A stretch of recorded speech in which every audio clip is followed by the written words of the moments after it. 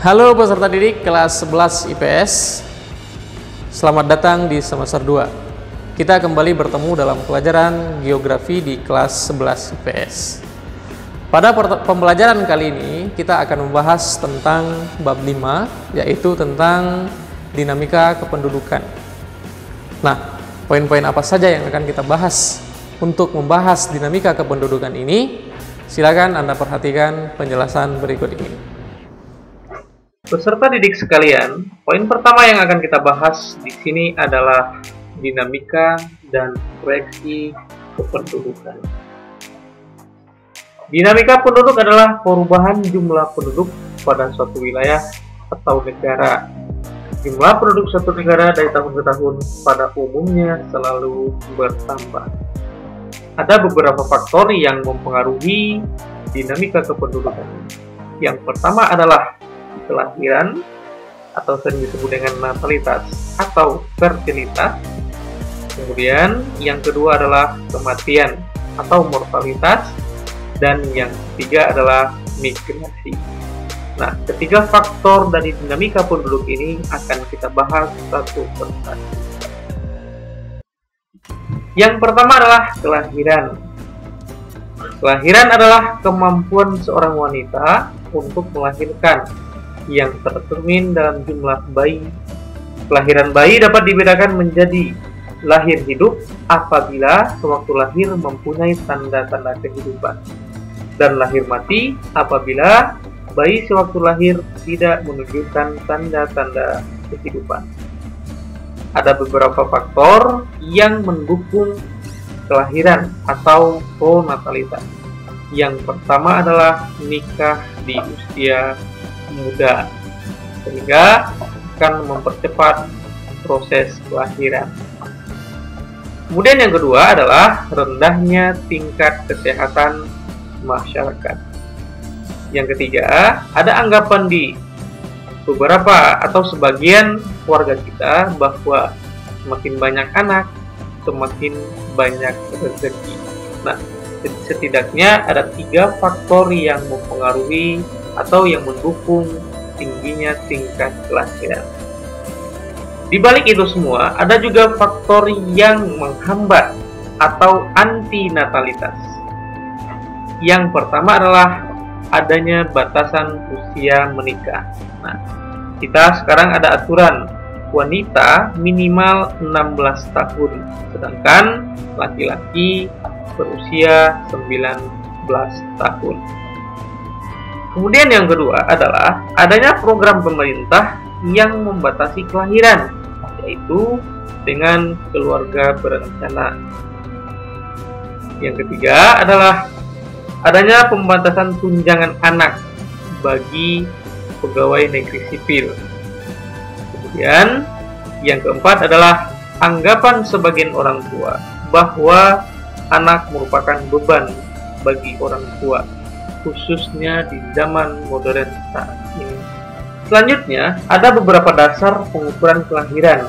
Yang pertama adalah angka kelahiran kasar. Cara menghitungnya adalah CPR sama dengan B dibagi P dikali K. B itu merupakan jumlah kelahiran pada tahun tertentu, kemudian P sama dengan jumlah penduduk pertengahan tahun, dan K adalah konstanta, biasanya bernilai 1000. Contoh soalnya, pada pertengahan tahun 2000, jumlah penduduk wilayah X adalah 20 juta jiwa. Jumlah kelahiran selama tahun 2000 adalah 800.000 jiwa. Berapakah angka kelahiran kasar pada tahun 2000 untuk wilayah X tersebut? Jawabannya adalah jumlah kelahiran dibagi jumlah penduduk pertengahan tahun dikali K. Artinya 800.000 dibagi 20 juta dikali 1000 sama dengan 40. Artinya bahwa pada tahun 2000 setiap 1000 orang penduduk di wilayah X, rata-rata bayi yang lahir adalah 40 jiwa. Kemudian yang kedua adalah angka kelahiran umum. merupakan angka yang menunjukkan banyaknya kelahiran hidup setiap 1000 wanita dalam usia reproduksi dalam waktu 1 tahun. Cara menghitungnya adalah GFR sama dengan L dibagi W, 15 sampai 44 tahun dikali K atau konstanta. Keterangannya adalah L sama dengan jumlah kelahiran setahun, W sama dengan jumlah wanita usia reproduksi pertengahan tahun, dan K adalah konstanta. Biasanya adalah 1000. Contoh soalnya, pada pertengahan tahun 2000, jumlah wanita yang berumur antara 15 sampai 44 tahun di negara X sebanyak 40 jiwa. Jumlah kelahiran selama tahun 2000 sebanyak 800.000 bayi. Berapakah angka kelahiran umum di negara X tersebut?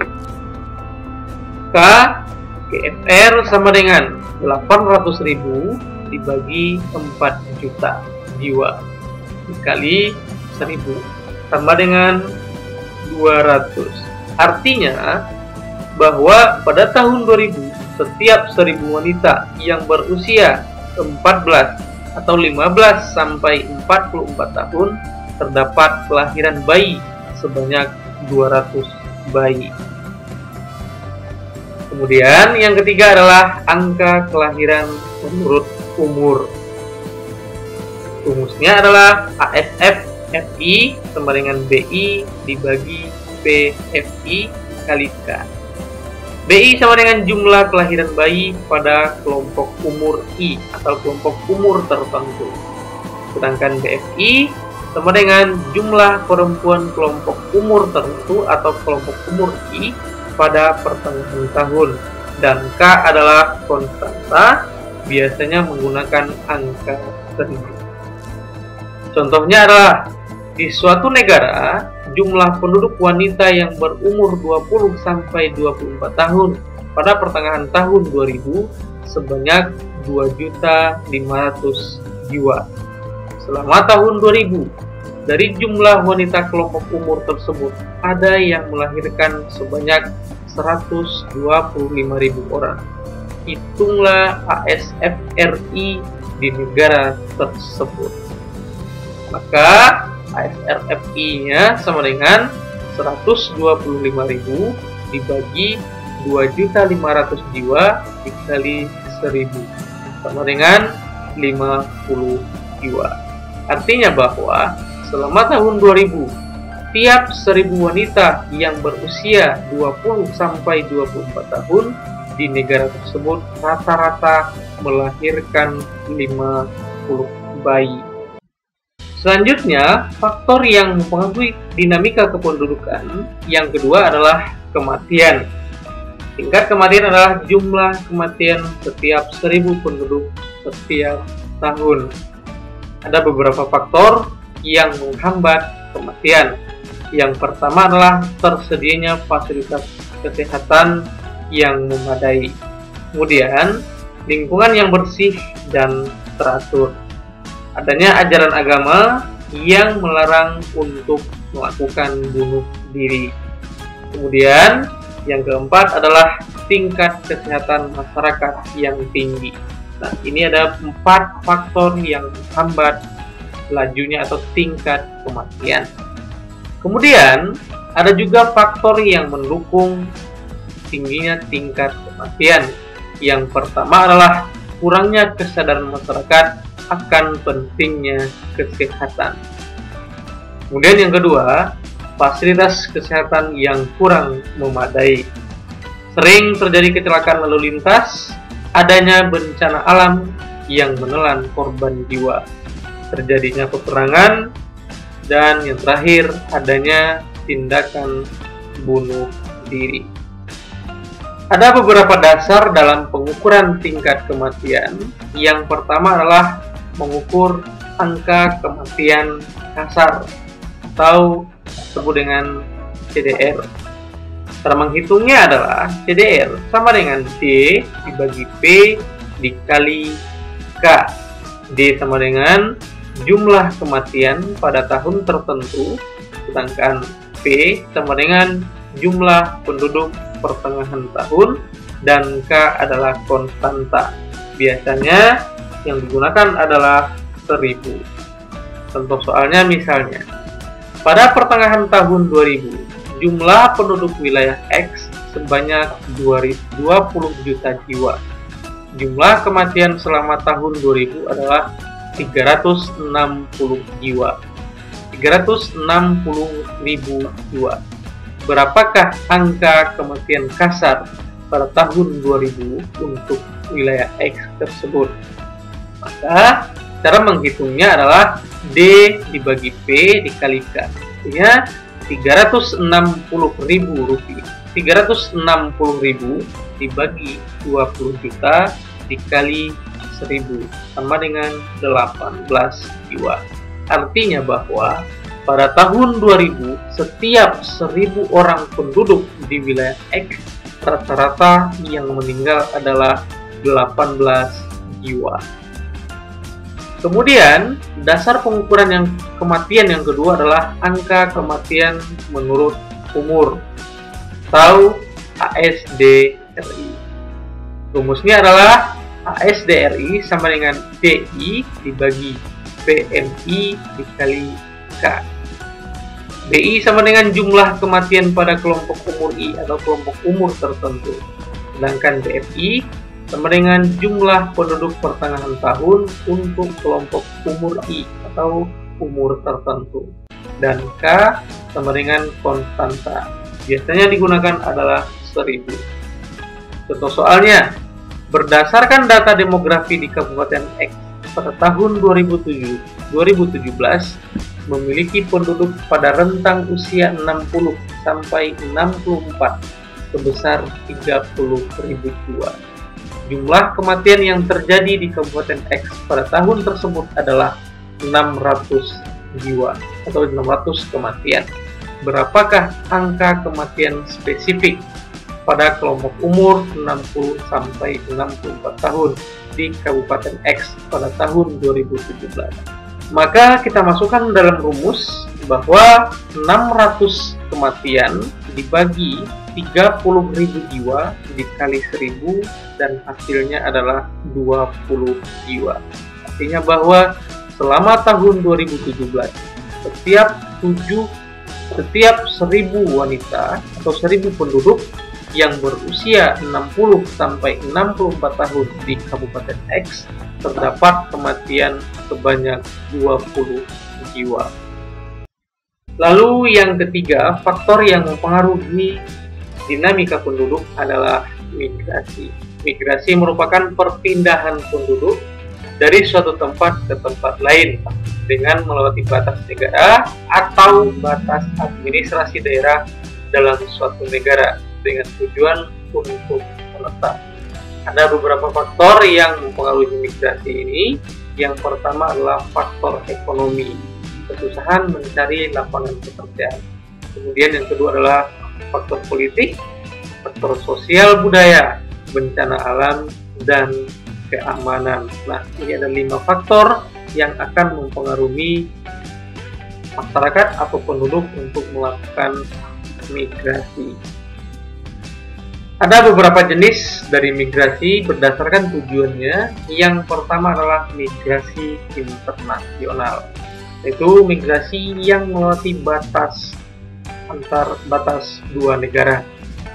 Yang pertama jenisnya adalah imigrasi, yaitu masuknya penduduk dari suatu negara ke negara lain dengan tujuan untuk menetap, atau warga negara asing yang menjadi warga negara Indonesia. Kemudian yang kedua adalah emigrasi, yaitu keluarnya penduduk dari suatu negara ke negara lain dengan tujuan untuk menetap.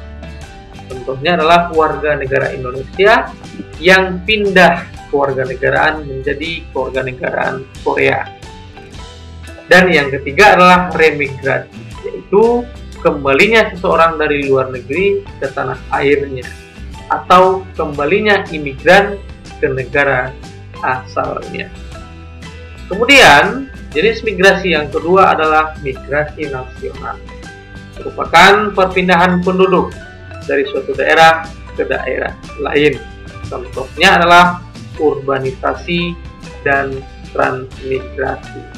Nah, khusus untuk migrasi nasional seperti urbanisasi dan transmigrasi akan kita bahas pada pertemuan berikutnya. Kemudian, selanjutnya adalah proyeksi penduduk. Merupakan perhitungan jumlah penduduk di masa yang akan datang atau memperkirakan jumlah penduduk di masa yang akan datang. Tentu dengan berdasarkan asumsi perkembangan kelahiran, kematian, dan migrasi. Ada beberapa manfaat dengan adanya proyeksi penduduk ini. Yang pertama adalah untuk menentukan kebutuhan akan pangan sesuai dengan gizi serta susunan penduduk menurut umur. Kemudian yang kedua, untuk menentukan jumlah tenaga kesehatan, sarana, dan prasarana kesehatan yang diperlukan selama periode proyeksi. Yang ketiga adalah untuk menentukan jumlah angkatan kerja dan penyediaan lapangan kerja. Yang keempat, untuk memperkirakan jumlah penduduk usia sekolah, jumlah murid, jumlah guru, dan sarana pendidikan. Kemudian yang terakhir adalah untuk estimasi produksi barang-barang atau jasa di masa yang akan datang.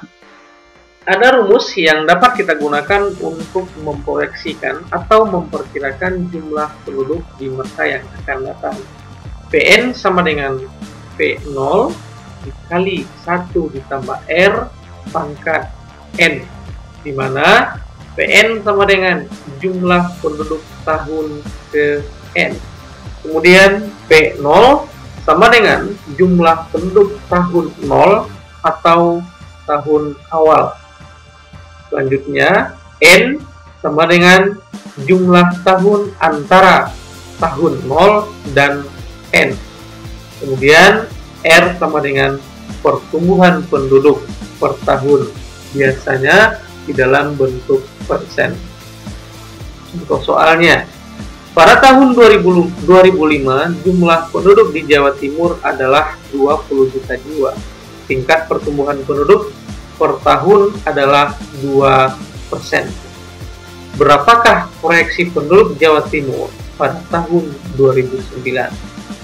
Maka kita masukkan ke dalam rumus 20 juta dikali 1 ditambah 2% pangkat 4. Karena antara tahun 2005 sampai ke 2009 berjumlah 4 tahun. Kemudian 20 juta dikali 1 ditambah 0,02 pangkat 4. Maka hasilnya adalah 21.648.644 Artinya bahwa proyeksi penduduk Jawa Timur pada tahun 2009 adalah sekitar 21,6 juta jiwa. Baik, peserta didik sekalian, demikianlah pembelajaran kita pada pertemuan hari ini. Semoga apa yang telah saya sampaikan dapat dipahami dan dimengerti dengan baik. Untuk selanjutnya, silakan kalian kerjakan latihan soal yang telah saya sediakan di Edmodo. Sekian dan terima kasih.